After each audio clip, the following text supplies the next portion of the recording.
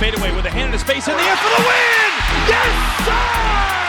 Garnett gives Minnesota the win at Target Center! Towns rebound, lets it fly, and Karl-Anthony Towns drills it at the buzzer. A catastrophic finish for the Grizzlies. Welcome to the Everything's Coming Up Timberwolves podcast, your home for the best Wolves talk around. Wiggins spots up there, deep three's got it. He scores it at the buzzer to give the Timberwolves the victory. Welcome into another Everything's Coming Up Timberwolves podcast. My name is Gabe Anderson, and I'm joined, as always, by Chris Emerson. Chris, how's it going? Status quo as a Wolves fan. Right, yeah, it's about par for the course. And I'm also joined by Jared Good. Jared, how you doing? It feel like a broken record sometimes, but yeah, you know, we're doing good. I mean, I think me and Chris are both, you know, we're doing good, but it's frustrating. It's frustrating to kind of go break some of this stuff down, but we're gonna do it anyways because we follow the Timberwolves, and that's what we do on this podcast. Yeah, absolutely. So we had the Positivity podcast last week after we beat the Pelicans. Then we went on the road to face Golden State. We were hoping to have Cat and or D'Lo back for those games. Didn't get D'Lo back, or either of them back for the Golden State games. Andrew Wiggins played pretty well, and we'll talk about that in a little bit. D'Lo did come back tonight, but it didn't really matter as the 76ers, who, you know, honestly, they're a good team. I mean, obviously they have the best record in the Eastern Conference right now. So, I mean, you can't expect the Wolves to come out, particularly D'Angelo Russell, coming off of a long absence to play out of his mind. But I think, so let's go like this. We'll start with you, Jared. What did you think of the Wolves' effort tonight against the 76ers? Because they were actually up early, but then things all kind of disintegrated in the third quarter. What did you think of the Wolves' effort tonight? Yeah, so I actually am going to bring a little bit more positivity than I kind of expected to myself. But at the end of the day, you're asking a veteran guy like Ed Davis to guard an MVP candidate in Joel Embiid, and that's just not going to work out. And then you're having a rookie, he's technically not a rookie, but a second-year guy who didn't have much of a rookie season in Vanderbilt, who's way undersized, trying to guard an MVP caliber player, and that's just not going to work out. And I thought the effort in the first half wasn't bad. I mean, at one point Embiid was 2 for 10, but we just fouled him too much. I think Ed Davis had 5 fouls, Vanderbilt had 5 fouls, McDaniels had 3. I mean, that's just going to put a guy like Joel Embiid on the line too much. Mm-hmm. Yeah, I agree. And Chris, what did you think of the Wolves tonight and their effort level and facing a good Sixers team? You know, I mean, we started out all right. I mean, it's just like we have with the last couple Golden State games. I don't know if we're really turning a corner defensively as a team, or if teams just aren't taking us seriously and just figure they can put us away in the second half. But I think we held them to like 1 for 16 start. Golden State wasn't much better the other game. But like Jared said, I mean, this is almost the worst possible matchup team for us. I mean, they've got size at every position. We had Okogie guarding Tobias Harris, or maybe, you know, sometimes it was Anthony Edwards who got his first start, which was good to see, guarding him. Not to mention, obviously, Embiid was just a bully. We're just outmanned, outgunned. The one thing I did take out of the game, though, or I took a couple interesting things out. You know, the first probably 10 points we had were all on mid-range shots. I thought that was strange. Anthony Edwards' first 2 shots, he decisively stepped in from the three-point line and hit a mid-range shot. D'Lo did what he did. He hit a mid-range shot. But the first 5, I think, were all mid-range. I thought that was pretty interesting. But, yeah, I mean, we just got beat up. They were bigger, stronger, faster. They shot 38 free throws. We shot 18. Hard to win a game when that happens. That's true. That's absolutely true. So like you mentioned in that, for the first time all season, Anthony Edwards did start. He played 29 minutes tonight, 15 points, 5 for 13 shooting, 3 for 7 from downtown. Let's start with you, Chris. What did you think of Anthony Edwards' play tonight from the starting position?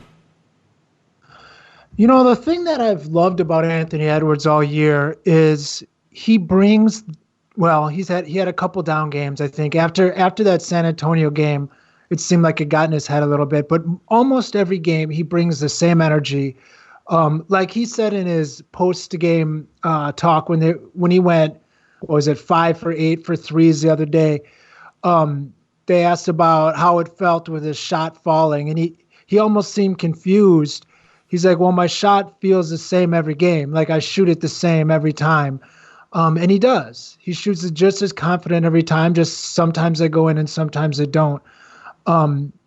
He looked good out there. One thing that I noticed, a little thing that is, I don't know, inside basketball kind of stuff. But D'Lo was Curry was running through the defense trying to get mixed up in the shuffle and get open for a three on the other side. And Edwards saw it coming and he dropped back and just kind of bumped Curry as Curry came through a little bit and then got back to his man. One of those things that you don't, isn't in the box score, but just shows like defensive awareness, and that slowed down Curry enough where D'Lo could catch up. And I think it ended up in a jumper that Curry hit anyways, but that's the kind of little things that we have to start doing as a team. But I love to start. I love his energy.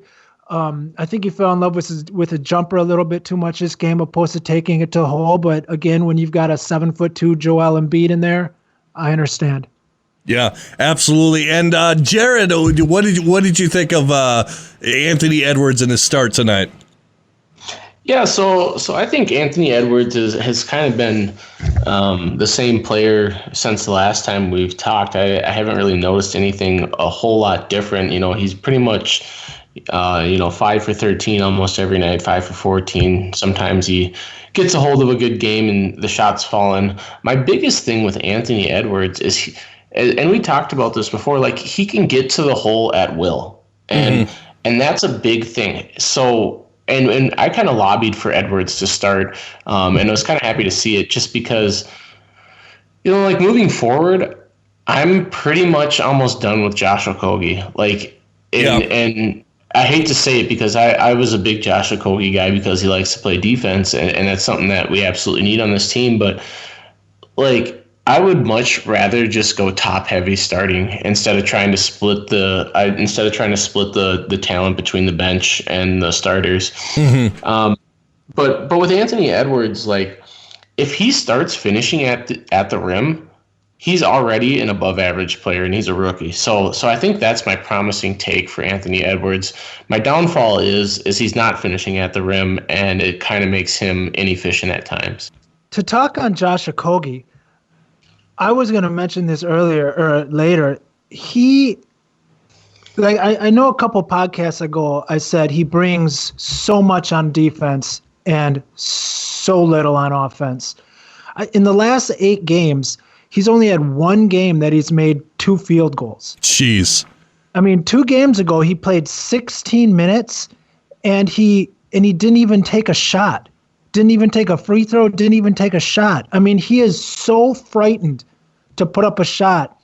There's guys like Rubio, I get it, and Rubio's having by far his worst. I don't know what's going on with Rubio this year, and as a huge Rubio guy, that's a whole nother story, but Rubio will at least, put up a shot. Try, yeah.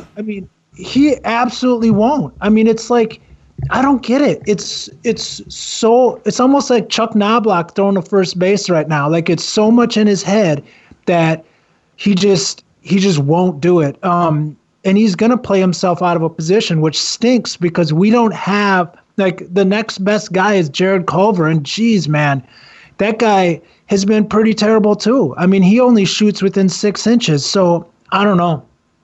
We've got a talent drought.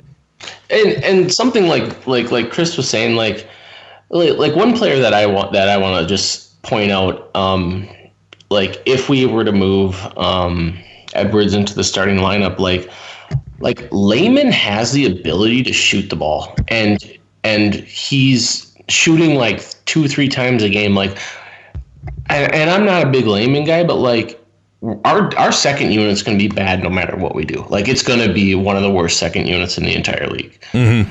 But I think that if we put Edwards into the starting lineup and move Okogie to the bench, you can bring him in situational stuff when you need defense. But like, there's a guy like Layman that knows how to score, and he's done it before. And maybe he can find himself, because he's just as lost as Okogie and Culver and some of the rest of these bench guys that we're talking about. Yeah. Yeah, no, I totally agree with that. And just a point on Okogie. It's the thing with the Timberwolves is they have so many guys that are inefficient or are either underperforming or afraid to shoot. Like, okay, let's look at the roster. Ricky Rubio, afraid to shoot. Jared Vanderbilt, he can't shoot free throws. All he's good for is around the rim. Josh Okogie, he's afraid to shoot. Like, he rarely ever shoots. So we have Jared Culver. Yeah, Jared Culver. He might attack the rim and have a cool dunk every so often, but other than that, I mean, no real production out of him. Davis. Yeah, Ed Davis. Yeah, and there's times all those guys are on the court together, damn near. Right. Yeah, and that's what makes you start to slowly fall in love with a guy like McDaniels, because not only does he play defense, but he's not afraid to shoot. Like, he's going to let it fly when he gets a shot to. Yeah. And I feel like right now with this open offense, anyone who is not afraid to shoot, like when I watch other teams play, I'm just like, man, I wish we had that guy. Man, I wish we had that guy, because they're scorers. They know how to go after the basket and step up and take shots. Like, okay, let's take a look at the 76ers tonight. I'd love to have, obviously Tobias Harris, Danny Green, Joel Embiid, Ben Simmons, but Seth Curry. I'd love to have someone like that who can shoot threes and make plays. Milton. Korkmaz. Yeah. Shake Milton. I mean, there's like all of those guys we just mentioned are better than the players that we're bringing in off the bench. I totally agree. Now, something that I'm looking at the box score of this game, and McLaughlin, he only got in 4 minutes, and he was playing so well in the Warriors game. And I want to get your opinion on this. I know we're paying Ricky Rubio $17 million, but for $17 million, what did he give us tonight? 4 points, 4 assists, 2 rebounds. Great job. I'm almost in the frame of mind to give some of Ricky Rubio's, if not, maybe not all, but a good amount of Ricky Rubio's minutes to Jordan. What do you guys think? What do you think, Jared? Yeah, so I was actually going to talk about this as well, and I know this is kind of a situational thing, but I was surprised to see Jalen Noel get run before Jordan McLaughlin tonight. Yeah, I get that Noel is more a shooting guard caliber player than McLaughlin is, and so I mean I get why it happened, but I was kind of frustrated to see JMac not get minutes. I mean he's played well in his role, and I know we can revert back to something that we talked about in the last podcast. People were asking, would you rather have Jeff Teague or Ricky Rubio? Mm-hmm. And my answer was neither. I'd rather go with JMac because he's on a super friendly deal and he's productive. Right.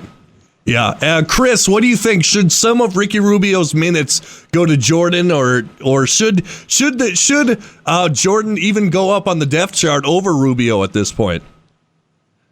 So it's tough. I mean, I don't know. It's hard because Rubio has 10 years of very consistent play where you know what you're going to get, and there's almost never a time where you didn't get that. I mean, even like we've said multiple times, a couple months ago in the bubble, he was one of the better players in the bubble.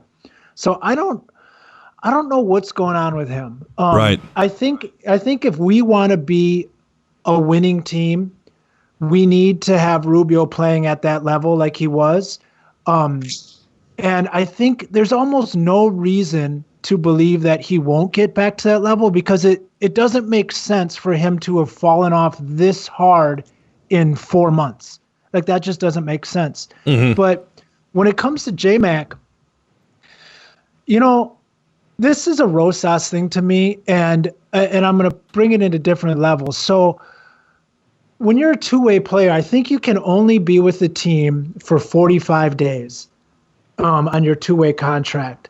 So right now, they announced a week ago, they announced the rosters for the Iowa Wolves that are going down to the bubble, and JMac wasn't on that roster. So a lot of two-way guys aren't, because you're not going to be able to test in and quarantine out and all that stuff. Mm-hmm. But JMac is playing pretty consistent with us. I think the reason why why Noel played, and even why Higgins played for a little bit in that Golden State game, is either because we're going to have to set JMac down for a period of time just because he can only play 45 days or can only be on the roster for 45 days. So I think maybe we're going to have Noel be our third point guard for a while, which is scary because he has almost zero point guard skills when I see him out there. I mean, there was a time in the game today that really pissed me off when it was Rubio was out on the court and Noel was running the offense, and it was just trash. And same thing happened when Beasley was running the offense one time when D'Lo and Edwards were out there, and he ended up just throwing it into the stands. We need to have our roles figured out. But, yeah, I don't know. I love McLaughlin. I love the kid. He can play. He plays hard. That's his best skill set, is he just plays hard. I think he has a role on the team, and I think he has a long-term role. So either we're not playing him, or we're playing Noel because he's going to have to take over the third point guard role, or it's very possible that we're going to sign JMac to like a full deal, like halfway through the season or something. When we make some trades, I don't know. There's something going on with that third point guard that's not quite all out in the table, I don't think. Okay. Yeah, and that's actually, it's good that you mentioned that, because I did not know that about that 45-day thing that McLaughlin is on. But yeah, I personally, I don't want to shake his confidence too much. And yes, I know he was coming out of the bubble. He didn't get, he was out of shape, self-admittedly, with quarantine. But if I'm Ryan Saunders and I want to win now, I feel like you got to give Jordan more run, and I feel like you decrease Rubio's minutes. Although I will say D'Angelo Russell wasn't great tonight necessarily. 1 for 7 from 3 isn't getting it done, and 3 for 11 from the field. But I feel like you got to have D'Angelo Russell out there, at least for a scoring option, and you just let him do his thing and figure it out that way. But let's kind of move backwards. Let's talk about the two. The two Golden State games, particularly the second one. Anthony Edwards had a very good showing against. It really seems like he knew that he was on prime time, and he knew that he wanted to show out for prime time and go up against James Wiseman. But to his credit, James Wiseman had a good game as well. And someone else who had a good game, and we got to talk about it, who really had two good games. He was a plus 23 in the second one. Andrew Wiggins. What was it like for you guys kind of watching Wiggins once again on a different team and seeing him? I felt like he was really in control of his body. He really seemed to attack the basket well, and it seems like he really could score at will. He didn't take too many shots, but let's start with you, Chris. What did you think of Wiggins and seeing him kind of play efficiently? I don't know. Seemed like Andrew Wiggins. He had about 5 minutes where he's unstoppable. the game, and then he has about 7 minutes where you forget he's on the court, and then he's got about 5 minutes where he's decent. I mean, that's Andrew Wiggins. The press is in love with Andrew Wiggins right now, mainly I think because, coast bias. They want Golden State to be this amazing team and they love him, so they hype him up. But I mean, if you look across the board, Andrew Wiggins' stats are identical to what he was when he was here. I mean, he's not doing anything really different. Shooting his three a little bit better, but it's still early. His defense might be a little better, but I mean, his defense should be better because he's a third option on offense, so he doesn't have to try as hard. I mean, he's solid. He's a solid player. What I do want to talk about was my fire call, my flaming hot take of Naz Reid is going to be better than Wiseman in these games. And I'm telling you, Naz Reid gave them everything that they needed. Naz, the first game, double-double with 2 blocks. Wiseman went for 13 points and 4 rebounds. And I think almost all of his buckets came in blowout time for Wiseman, so I don't even count those. In the second game, Naz went for 19 points, 7 rebounds, 3 steals, and 5 blocks. Wiseman did get 25 points, but only 6 rebounds and 2 blocks. But those 25 points were kind of skewed because he went 3 for 3 from 3, like right away, which again, he's making the shots, so that's good. But I mean, I don't know. I mean, he also I'm not going to say the floor when the Warriors were up by 20 in that game, in the second game. So he got late run again in that game as well. That's how he's kind of padding those stats. But I think Naz was out of those 2 games, Naz Reid was the guy that I took out that said, we found something now. Like Naz Reid has now established himself as a quality big man that's going to be full-time rotation. And if we're not playing him 20 to 25 minutes a game, we're doing something wrong. Yeah, no, I would agree with that. And something that we have to mention, Edwards' dunk on Wiseman. I mean, and we'll go with you, Jared. Where do you think in famous, and I know they were talking about this on the broadcast, where do you think in terms of famous Wolves dunk, where do you think Edwards' dunk on Wiseman ranks up there? Yeah, so I actually caught the pregame telecast, which is not something I normally do. I was at work, but I had some stuff to do downstairs, so I got to turn the TV on and watch some of the pregame broadcasts with Rachel Brunson or Rebecca Brunson, and I think it was maybe Rachel Banham. I can't remember, but anyways, they were talking about the top Timberwolves dunks, and they went through the thing. My favorite dunk ever is still to this day the Corey Brewer one, and I'm not a Brewer guy, but that was my favorite poster dunk that I've ever seen. But I definitely think it ranks top 5. I mean, it was a pretty substantial dunk. Yeah, and Chris, what do you think? Where do you think that ranks? The Edwards dunk ranks. I mean, it was good. I mean, I loved. So one thing that I love doing is listening to all the post game talk. And I don't know if you guys caught it, but what Edwards said about it, they opened up the interview with it, and I think it was John Krasinski says, so how did it feel to get that dunk? And Edwards and it could have been an act, but looked at him confused. He's like, what do you mean? He's like, the big dunk. He's like, oh yeah, man. I mean, I can dunk. He's like, yeah, I mean, it's no big deal. It's just a dunk. But yeah, it was good. I mean, it was fun. I mean, it was more fun because we're starving for entertainment from the Timberwolves right now. So anything is hyped up. One thing I didn't know is him and Edwards talk like all the time, or him and Wiseman talk like all the time. They're good friends. I guess they've been good friends for a handful of years. So he did say it was kind of fun to dunk on his buddy.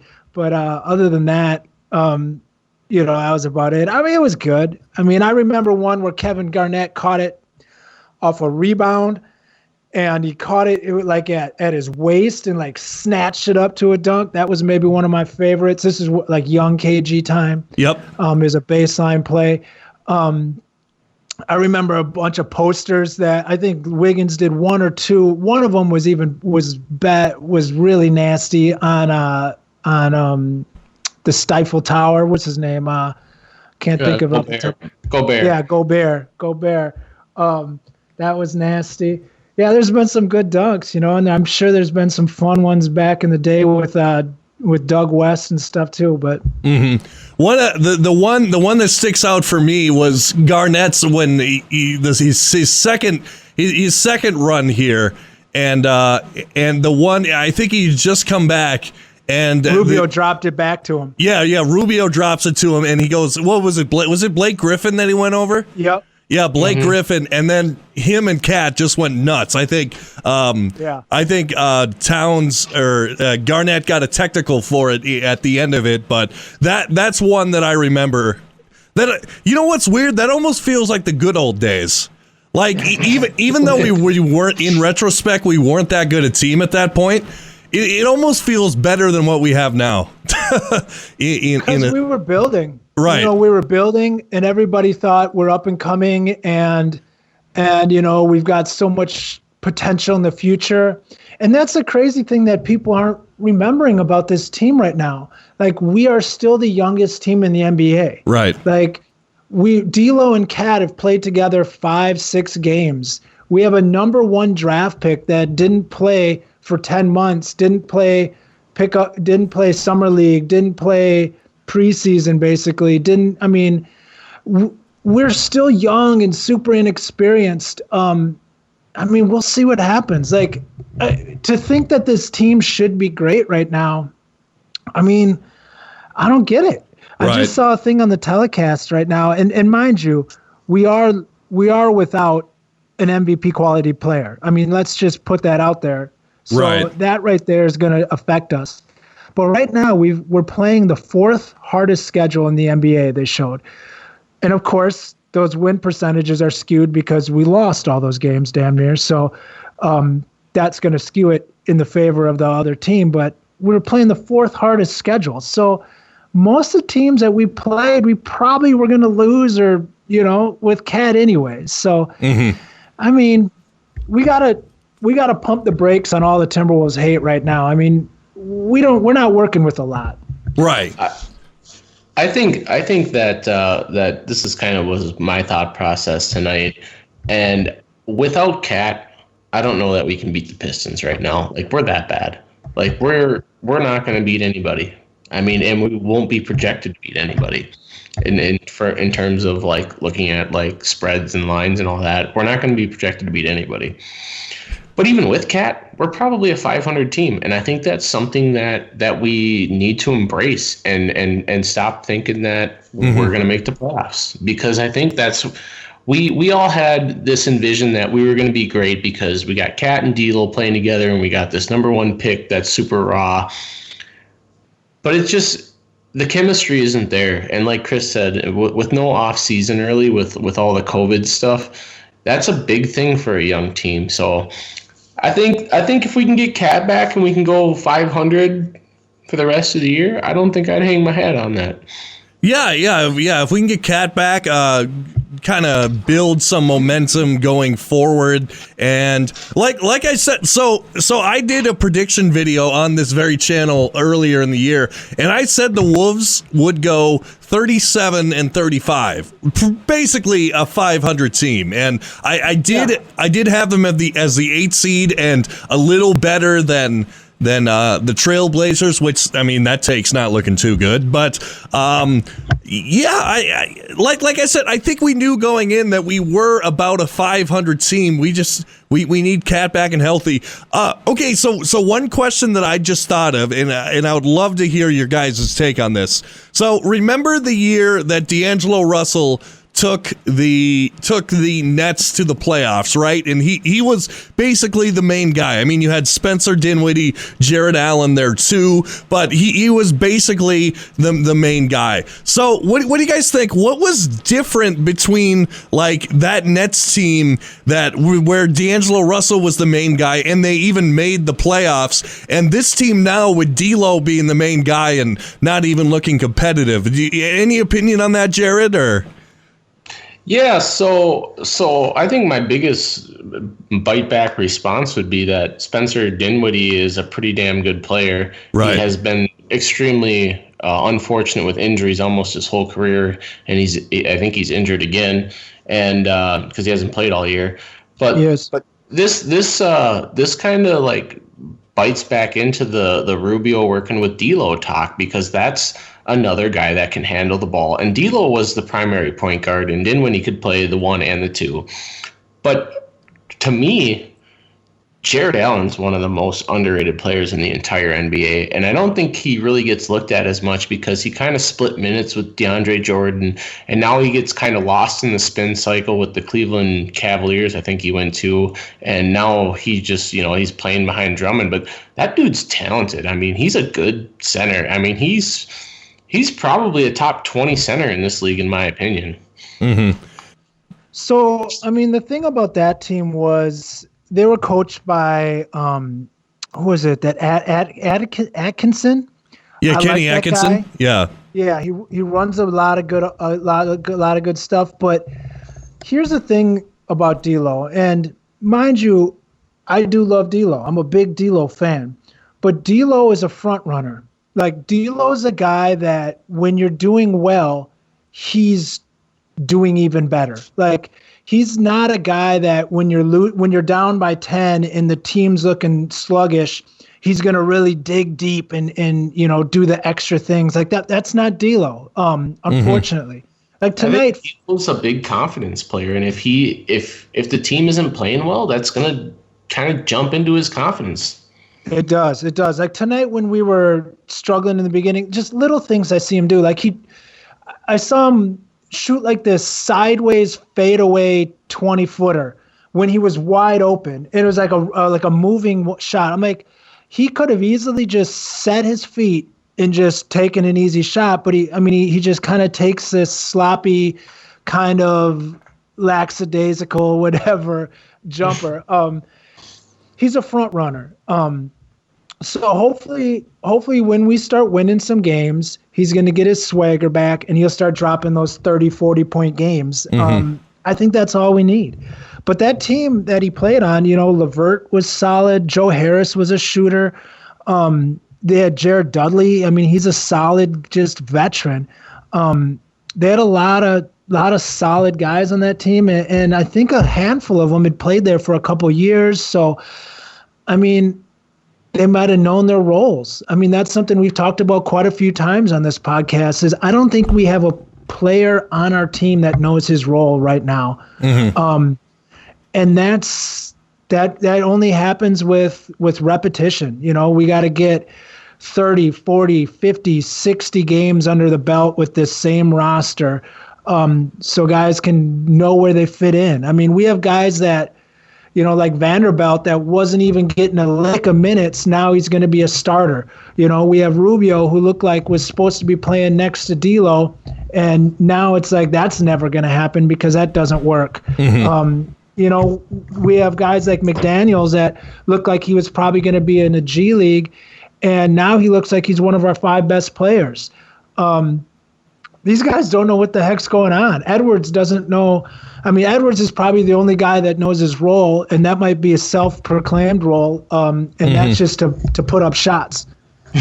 Right. And one thing I did want to mention about that Brooklyn team, they did only go 42-40 and not in a subpar Eastern Conference. So it's not like they were world beaters. It's not like D'Angelo Russell led them to like the 2 seed or something like that. So East. Yeah, in the East. So and then they lost 3. I'm looking at it 3 or 4-1 to Philly after that anyway. So it's not like it's not like they completely lit the league on fire or anything. I think it was more for them. It was more of a pleasant surprise that, hey, we weren't expected to do anything, and D'Lo and LeVert, like you mentioned, that was one guy I forgot to mention. LeVert, Jared Allen, Spencer Dinwiddie, Harris. Yeah, Harris played out of their shoes and got it done. So good takes, guys. That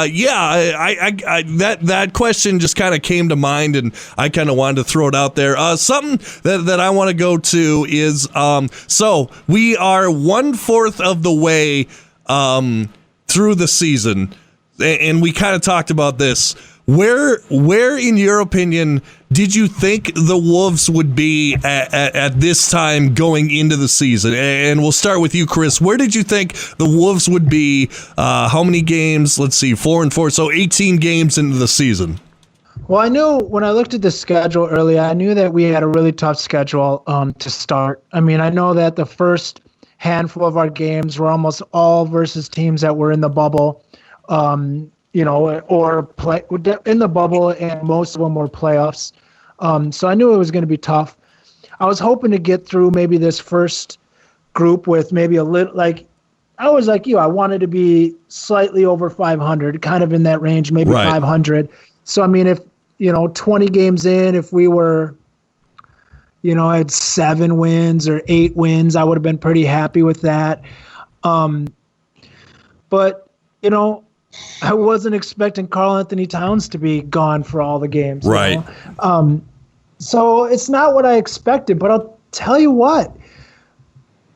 When you draft a guy number 1 and you don't really know who he is because he played on a bad college team and put up inefficient numbers, what I look for is just a guy that flashes like he can be a star. And this is something I know I talked about on the other podcast, but he's shown me that he has that flash. Like, will it happen? I don't know.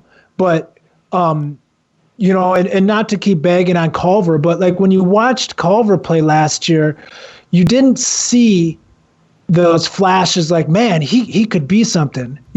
Kobe White, on the other hand, like he had some really bad games for Chicago last year, but he had some games where he flashed and you're like, oh man, that guy could be something. That's what I wanted to see. And that's what I've seen from Edwards. And what's crazy is I've seen that similar thing from McDaniels. Like we might have stumbled on to another guy that's going to be an early rotation guy for us and be a cornerstone. I mean, that kid, dude, I saw some stats come out recently because he's played enough games now where his stats like go on these stat websites where defensively he's like in the 97th percentile, like in almost every category. And the kid has, range. He can put it on the floor. He's going to be good. The stuff, what we found with Vanderbilt, I mean, I think that in this lost first quarter of the season, we have found 2 guys in McDaniels and Vanderbilt and Nas, which I think we knew, but Nas, who have solidified themselves as pieces going forward. And with a roster like ours right now, that's what we need. We need to find out who we need to keep and who we need to move. And Jared, what do you think? Where did you think we would be 18 games into the season? And I think it's obvious that we didn't meet whatever your expectations were, but where did you think we would be? Well, we have played some tough teams, but I think it's kind of an unfair question. I mean, we are missing our guy. We are missing Cat. Like that's a big deal. Like he's played 4 games and we're 2-2 with him. Well, hey, when we're talking that we think this team can be 500, that's exactly what we were all talking about this offseason. So it's not a horrible take to think that we could be 500. But we're missing him, and without him, we ain't winning. So it kind of goes back to like, it's. You got to have your guy. Like you take, and this is something I've said a few times, because I don't think the Nuggets are all that great of a team without Jokic. But with Jokic, last time I looked, they were the 5 seed. They might be even better than that now. And he's an MVP candidate. Right. And same with the Timberwolves. Right. Yeah. And it's difficult for Wolves fans because you want to be good so bad, but you know that the limitations of your team that you have in front of you, and it's difficult to find a happy medium to be like, yeah, maybe they played better tonight, they still didn't get the win, but we can look forward to positives going forward. So I think we need to go to with Jared. He's kind of a fantasy guru as of sorts. So who are some guys? We'll kind of put our fantasy hats on here. Who are some guys that you think would be some good pickups this week for fantasy leagues? Well, one of my favorite guys that I've been looking at pretty much the past week. This is more of a deeper league thing.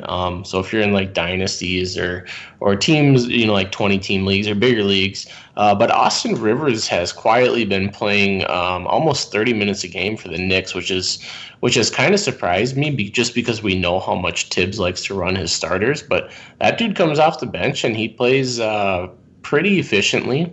Mm-hmm. And if I know I said this last week, but for as long as Donovan Mitchell's out, Joe Ingles has came into the starting lineup and absolutely been lighting it up. And that was one of the guys I talked about last week.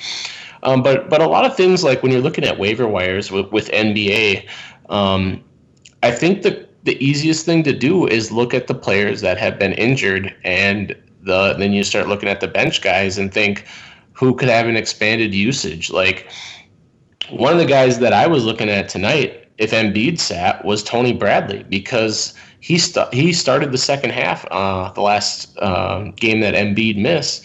And that's kind of a situational thing, and that stuff won't always fall into your lap. But if you're looking for a quick one over on somebody to where you can get an extra game and you can sneak guys in like that. So my biggest thing is to pay attention to who's in and who's out, and then try and find the value.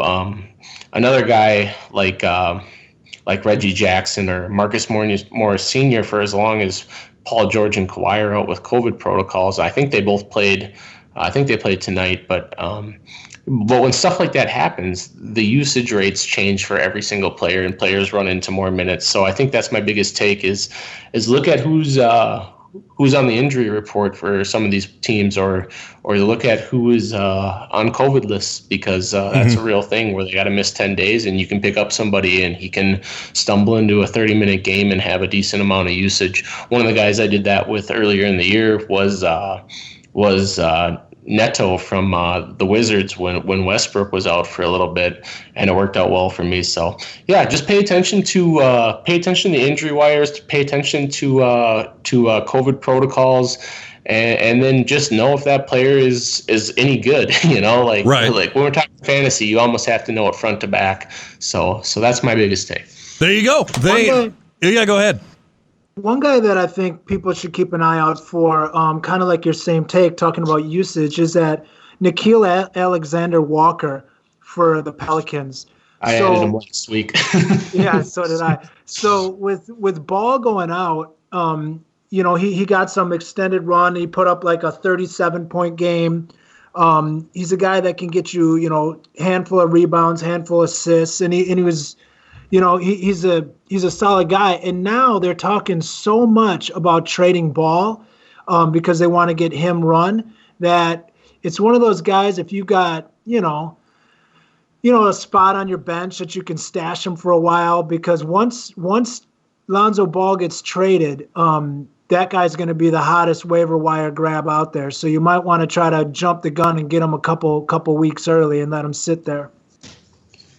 Yeah, absolutely. Yeah, good advice, guys. If you're playing fantasy basketball out there, which I don't know, I was going to someone in our fan chat put out I'm starting the league or whatever, and then nothing really came of it. But if you're playing, those are some good tips for you, and use them to your advantage. So we'll look forward to the coming week. So the Timberwolves, their schedule kind of looks like this. They have 2 against the Cleveland Cavaliers. Fingers crossed we can get a win in that one, and hopefully we can get Karl Anthony Towns back. Then we have the Spurs and the Thunder, correct, I believe, on Friday night? Yes. Yes. I don't have it looked up here. So we got the Did you guys? Cavs at Spurs at Thunder. So we have the Cavs at home and then at the Cavs. So actually start a 5-game road trip after our home game against the Cavs. Okay. So moving forward, we're going on the road. Okay. Sunday versus the Cavs, Monday versus the Cavs, Wednesday at Spurs, Friday at Thunder, Saturday at Thunder. Okay. Well, honestly, I know we're on the road, but that seems like a pretty favorable schedule. Wouldn't you guys think? I mean, if you've got a full roster with Cat. Right. If you don't, it's not. Right. Yeah. I mean, it really boils down to that. So we did this last week. Let's end with a little positivity.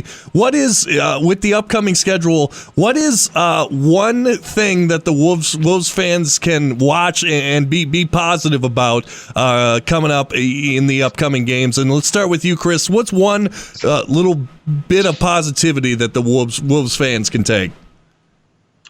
I would say just the energy that Anthony Edwards brings every night. Just watching this kid develop, this is going to be something that very well, depending on what Rosas does, but very well could be, a cornerstone for this team going forward. And he has all the ability to be an all-star if he wants. And you're now on the ground level watching this kid play.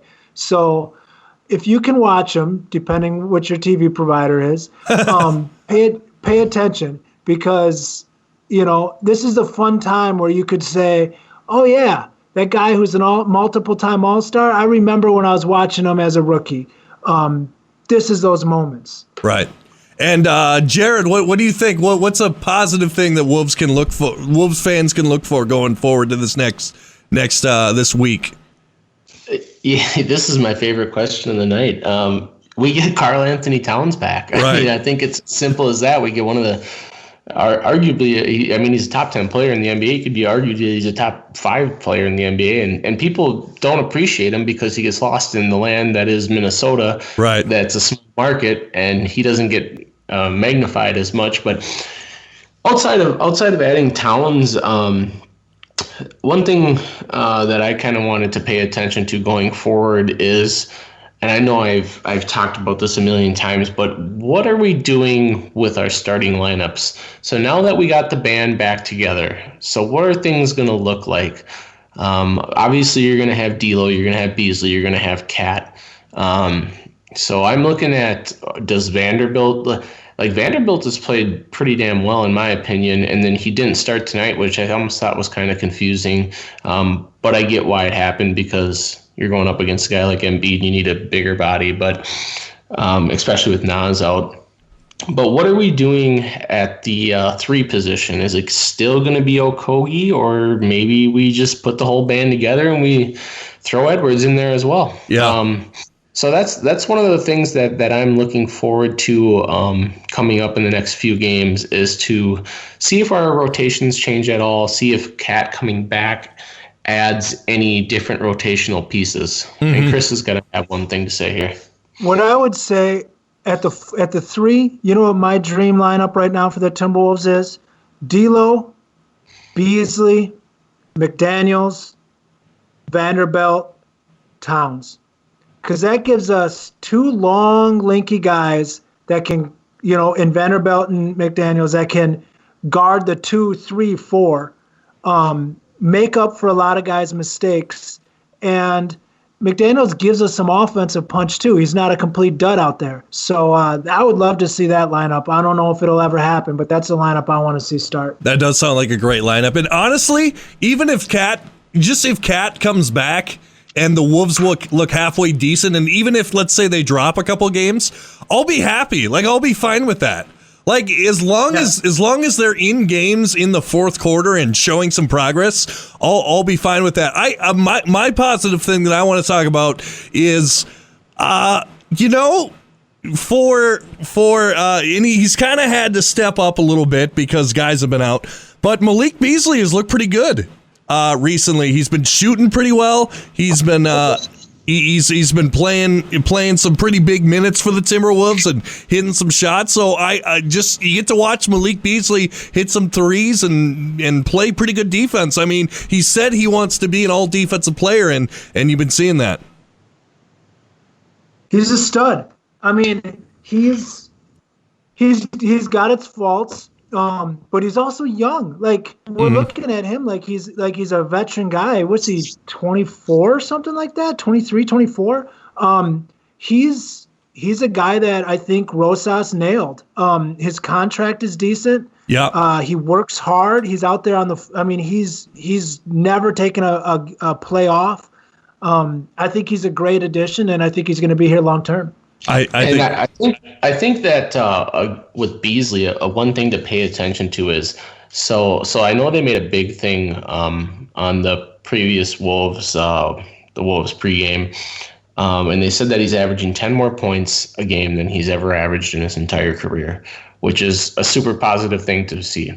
But we've also had Cat and D'Lo out, so pay attention to see what his usage rate changes into, because it might be a little different this week, so that makes his defensive efforts even that much more important. But he's played absolutely brilliant, in my opinion. He has, yeah, and he's doing it on the defensive end as well, not just offense. I've really enjoyed what I saw from him. Well, I mean, this week can only go better for the Wolves. I mean, so we got that to look forward to.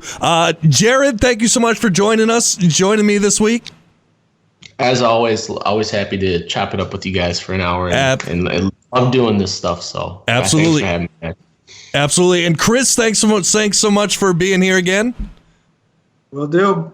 Awesome. Well, this has been another episode of the Everything's Coming Up Timberwolves podcast. Make sure to like, share, and subscribe if you like what we do, and have yourself a fantastic week. And as always, go Wolves.